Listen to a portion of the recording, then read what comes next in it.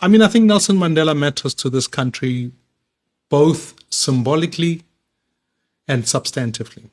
Symbolically, here was a leader, here was someone who spent all of their lives in activism for this country and in service for this country, and the best parts of their lives were taken away. And so I happen to think that we need leadership like that nowadays. We've lost that. We've lost leaders who are willing to serve people. But also substantively, I think we often downplay 1994 and forget that actually it took a lot of work of being able to draft a constitution that unites people. It took a lot of work to try and produce conditions upon which we could rebuild. And many forget that in 2000 to 2008, more houses were being built, more places were being electrified. And I know as tough as it is today, we mustn't forget that Nelson Mandela gave us the foundation to build from. And so to me, he still remains a hero and still remains someone who I look to in terms of a style of leadership taking this country forward. I think Nelson Mandela sits in a very important place in our country. I don't believe we need more monuments or statues. I actually think we need to build. We need to be thinking hard about economic reconciliation. Nelson Mandela gave us an opportunity to legally deal with apartheid and remove it off the statues.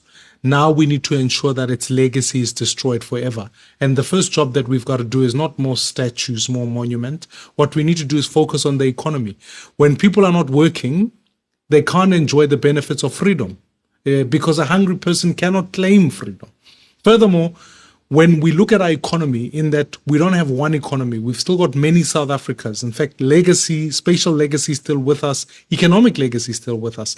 We've got to break those walls down and ensure that more people can participate in the economy. That's why we talk about producing a job in every home.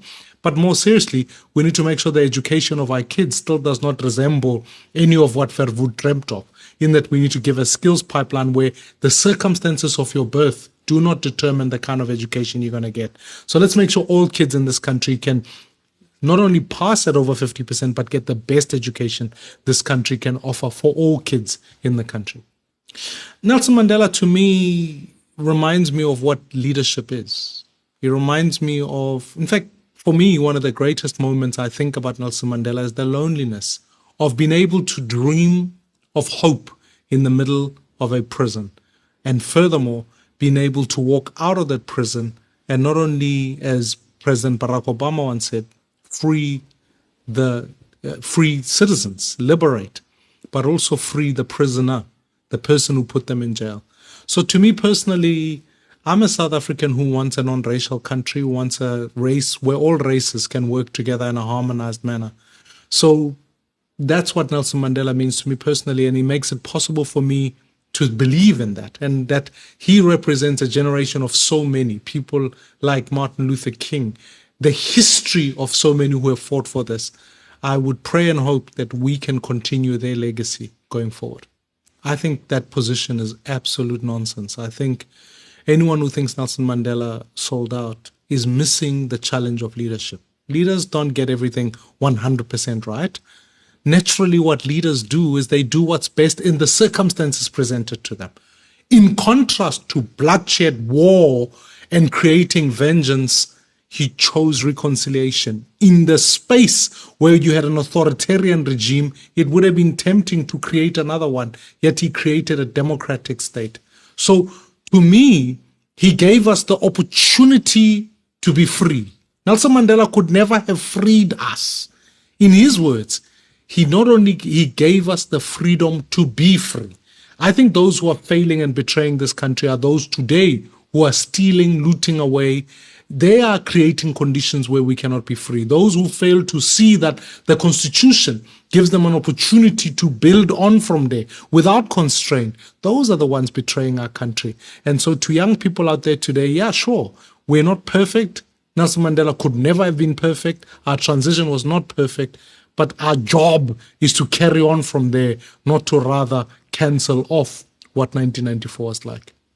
The vision of an economically reconciled country is vital. I started Build One South Africa because I think that vision is still relevant. If we don't build one, if we don't have an economy and an education system and a nation that works together, we're doomed to repeat history where one race can oppress another or divisions allow us to be paralyzed as people. The vision must be to build one and to build together.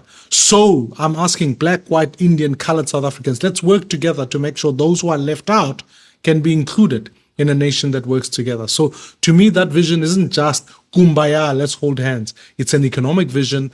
It's a spatial vision to say that I don't want neighborhoods that are just for blacks or for whites or for whatever. We must build a South Africa for all. And it's also a vision that says when we build transport infrastructure, can we incorporate all citizens so that together we can thrive? I guess in many ways, when I think about the Springbok rugby team or any other rugby team going to the World Cup, I sometimes think, here's a team of South Africans who come from different backgrounds, different economic circumstances, but with an appropriate leadership can win a World Cup. As a country, we come from different backgrounds, different pains. We've got to fix those pains, fix that history, but build a nation that can win internationally against all other nations. That's the job we've got to do. Yeah, it's absolutely possible because at the end of the day, human beings share common values. We are all united by this value of Ubuntu that says, despite the color of your skin, I still see a fellow human being. I still see that we have shared interests and also shared threats. So in our country, when we think about what we need to be uniting for, we need to remind ourselves, we need to have a shared economy that works for all people.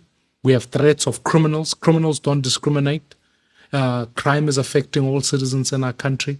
And so we need to stand together and recognize the threat and say we fight it together. And we have an opportunity to build together by building an education that works and holding our government to account. So let's not buy into political parties that seek to divide. Let's buy into the political system that says together we can achieve more as a country. And so that's what I'm trying to do. And I'm identifying leaders in communities from all walks of life who can work together to produce that team at Parliament that can be able to represent all of us for all of us.